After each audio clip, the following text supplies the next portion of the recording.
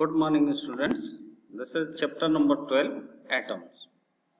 And today we are discussing about the hydrogen atom spectrum.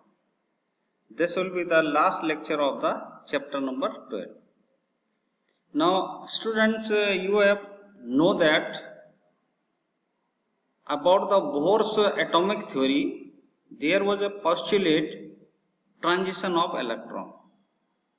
So whenever the electron jumps from excited state to ground state or the lower state, it emits photon, right? So the arrangement of all wavelengths related to these photons is called spectrum, and this is emission spectrum. And when the electron jumps from lower to higher state after absorbing the photon, the arrangement of all these photons as per their wavelength is called absorption spectrum. So first of all, we should know that what is atomic spectra. When an electron gets excited from one energy level to another, it either emits or absorbs light of specific wavelengths. The collection of all these wavelengths of atom is called atomic spectra of atom, right? It means we have to arrange all wavelengths in the order. So this will be the atomic spectra. It may be absorption spectrum, it may be emission spectrum. Now, emission spectrum. Whenever the electron jumps from higher state to lower state, it emits the photon. And when we arrange all these wavelengths as per their wavelength order, that is called emission spectrum, right? Now, absorption spectrum. When the electron absorbs the photon and jumps into excited state, there will be a spectral line corresponding to the particular wavelength. That will be the absorption spectrum. And third one is continuous spectrum. When all wavelengths are arranged as per the order and there is no spacing between the spectral lines, so that spectra is known as continuous spectrum, right? Now see, if there is a black background and there are bright lines, so these spectral lines are called emission spectrum. Now see this blue line, then this orange line. These lines are arranged as per the wavelength. So this is called emission spectrum. It means we are not getting any wavelength in this region. This black showing that there is no emission of photon of corresponding to these wavelengths. It means these lines are bright lines. It means we are getting the photon. So this is emission spectrum. But if we get the black lines, it means we are drawing the absorption spectrum. Now, spectral series of hydrogen atom. Now, the bunch of lines corresponds to the transition, that is called the spectral series of hydrogen. For example, in hydrogen, it is seen that spacing between lines within the certain set of decrease in regular manner. Each set is called spectral series. For example, Lyman series, Balmer series, Paschen series, Brackett series, Pfund series of hydrogen atom. Now, it may be clarified that from this diagram, if the transition is taking place to the n equal to 1, means ground state, so these lines are called Lyman lines. For example, electron is jumping from second to first, third to first, fourth to fifth, fourth to first, fifth to first, sixth to first. So all these spectral lines are called Lyman lines, and the bunch of these lines is Lyman series. Similarly, if the electron is jumping from third to second, fourth to second, means there is a one common minimum energy level, that is 2, then these lines are called Balmer lines and the series is called Balmer series. Similarly, for n equal to 3, this is Paschen series, n equal to 4, bracket series, then n equal to 5, there is Pfund series. Now we are going further.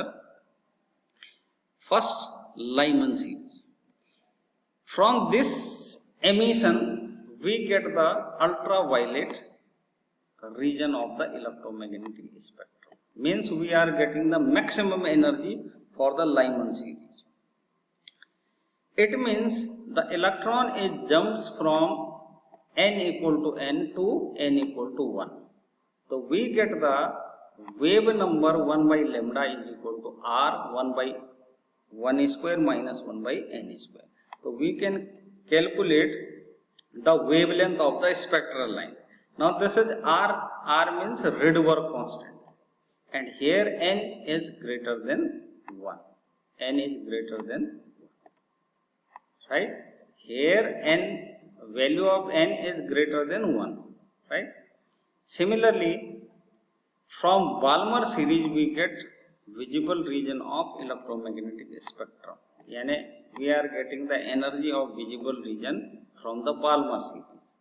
Now the wavelength may be calculated by this formula 1 by lambda r 1 by 2 square minus 1 by n square. This 2 means the electrons are jumping to the energy level number 2, right? Here n should be greater than 2, means 3, 4, 5, 6, 7, 8, 9, 10. Here r is also Rydberg constant. And third one is Paschen series.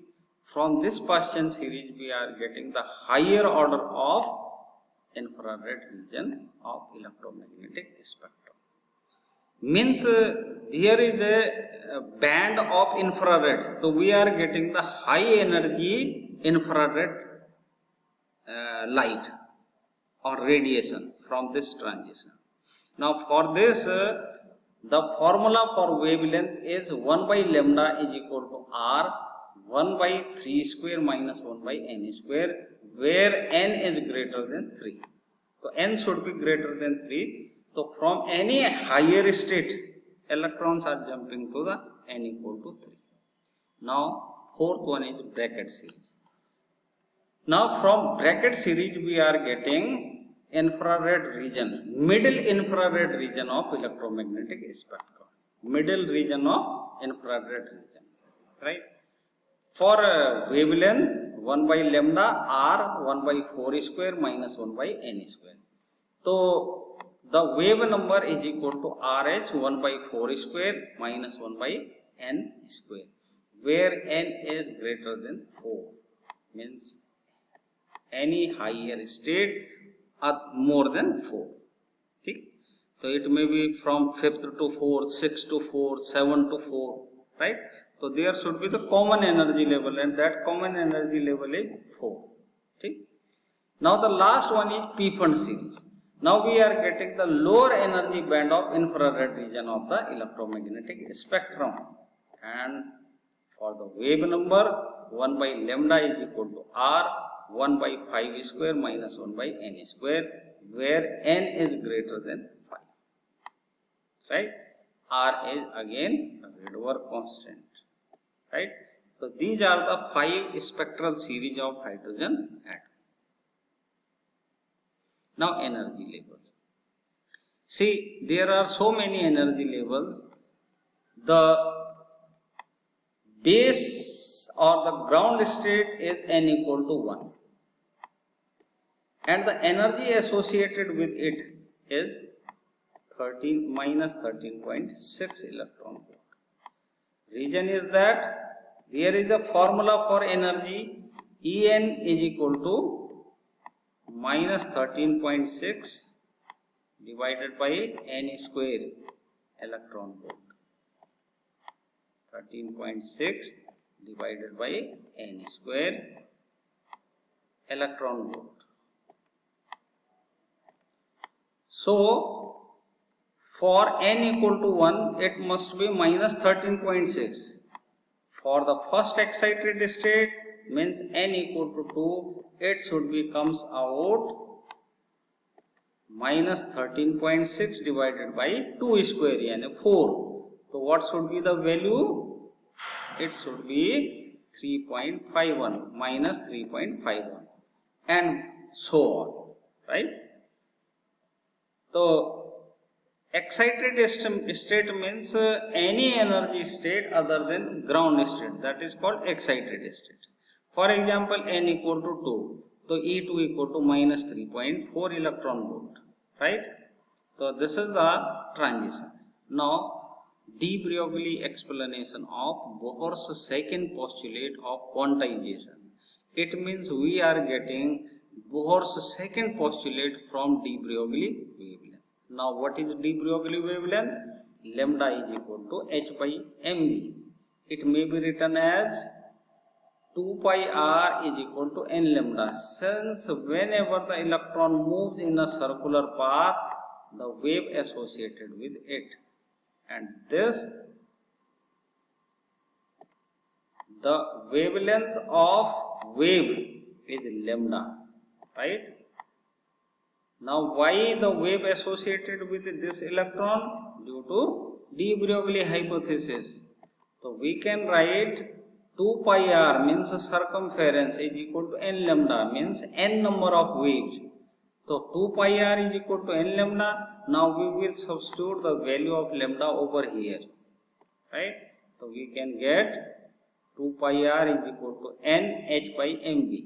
Now we are going to transfer mv in left hand side and 2 pi in right hand side. So we can get mvr is equal to n h by 2 pi, which is the second postulate of Bohr's theory.